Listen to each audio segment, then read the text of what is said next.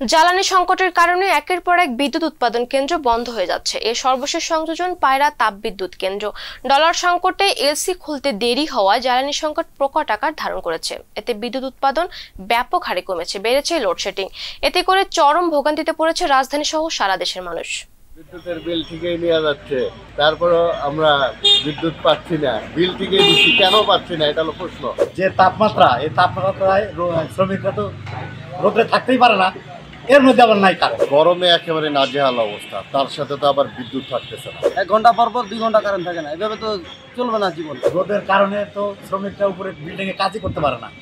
আমরা তো ছোটোখাটো বিল্ডিংয়ের কাজ করি আমরা, আমার শ্রমিক তো সারাদিনে মনে করেন যে 2 ঘন্টা কাজ করতে পারে না, তাতে তো আমার লস। যে তাপমাত্রা, এই তাপমাত্রায় শ্রমিকরা তো রোদে থাকতেই পারে না, এর মধ্যে আবার নাই কারেন্ট। কারেন্ট তো আগে শুনতাম যে কারেন্ট মাঝে মাঝে যাইতো, এখন যে ঘটনা ঘটছে মাঝে মাঝে কারেন্ট আসে, রাত্রেও মানে যে সারাদিন অকালান্ত পরিশ্রম করে যায় মানুষ, শ্রমিকরা বাড়িতে যা আরামে একটু ঘুমাবে, সেও শান্তি নাই। সারা রাত কারেন্ট থাকে না। এই গরমের মধ্যে সাধারণ মানুষ কাজ করতে না পারলে ওরা বাজার করবে কেমন? বাজারও করতে পারবে না। বাজারের যে গতি, বাজারে গেলে তো মনে করেন যে মাথা নষ্ট হয়ে যায়। এদিকে প্রচণ্ড গরম, এদিকে উদ্যোগতি বাজার। কারেন্টের লোডশেডিং, রাতেও বাড়িতে যায় একটু শান্তিতে ঘুমাবেন, তাতেও হয় না। 1 ঘন্টা পর 2 ঘন্টা কারেন্ট থাকে না, এভাবে তো চলবে না জীবন। এটু থেকেই বলো আর কি, কারেন্টটা যেন ঠিক মতন আমরা পাই। গরমে একেবারে নাজেহাল অবস্থা, তার সাথে তো আবার বিদ্যুৎ থাকতেছে না। দুটা মিলে খুবই খারাপ অবস্থা ভাই। মানে না সারাদিন গরমের জন্য ঘুমাইতে পারতেছি, আবার রাতেরবেলা কারেন্ট থাকতেছে না, কারেন্টের জন্য মনে করেন যে ঘুমাইতে পারতেছে না। মানে একেবারে দুর্বিষহ অবস্থা। হ্যাঁ, আল্লাহর কাছে দোয়া করি যেন বৃষ্টি হোক, আর এই বিদ্যুৎ যে যাচ্ছে আসতেছে এটা থেকে আমাদেরকে দ্রুত মুক্তি দান করুন। অতিষ্ঠ হয়ে যাচ্ছে, আর এর মধ্যে আবার বিদ্যুৎ নাই, বিদ্যুতের বিল ঠিকই নেওয়া যাচ্ছে।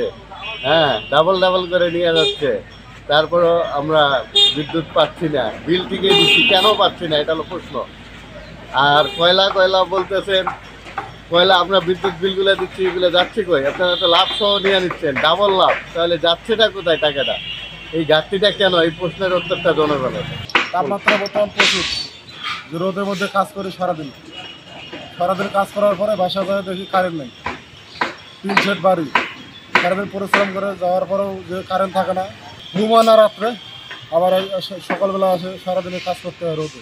শ্রমজীবী মানুষ আছে, তাদের জন্য যারা দিনমজুর, হ্যাঁ, সারাদিন কাজ করে, তাদের জন্য মাঠে ঘাটে কাজ করা, এবং আদার্স অন্যান্য যারা যে কোনো পেশার মানুষই হোক, যারা অফিসেও কাজ করে, যেমন বাড়িতে যারা কাজ করে, বাড়িতে যেটা সংযোগ আছে প্রতি ঘন্টায় লোডশেডিং নিচ্ছে, এমন অবস্থা যেটা বাড়িতে থাকাও যাচ্ছে না, বাইরেও থাকা যাচ্ছে না। একদম স্বাভাবিক জনজীবন ব্যাহত করার মতো অবস্থা। রোদের মধ্যে চলা যাচ্ছে না, করে আমার জীবনে প্রথম দেখলাম শরীর জ্বলে যাওয়ার মতো গরম, অতিরিক্ত তাপমাত্রা।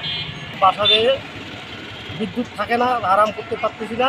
রোদের তাপমাত্রা বেশি, লোকজন বাইরে হতে পারতেছে না। তাছাড়া গরম, ব্যবসা বাণিজ্য খারাপ, চাটা বিক্রি হচ্ছে কম, মানুষ খুব দুর্ভিক্ষের ভিতরে আছে। বিদ্যুৎ থাকে না, গরমে ক্লান্তি, শরীর মানুষের খুব জীবন যেমন কষ্ট করতেছে। কাজ কাম করা যায় না, হাঁটা চলা অসুবিধা, কারেন্ট থাকে না, হাত করে ঘুমাই দেবে না কারেন্ট।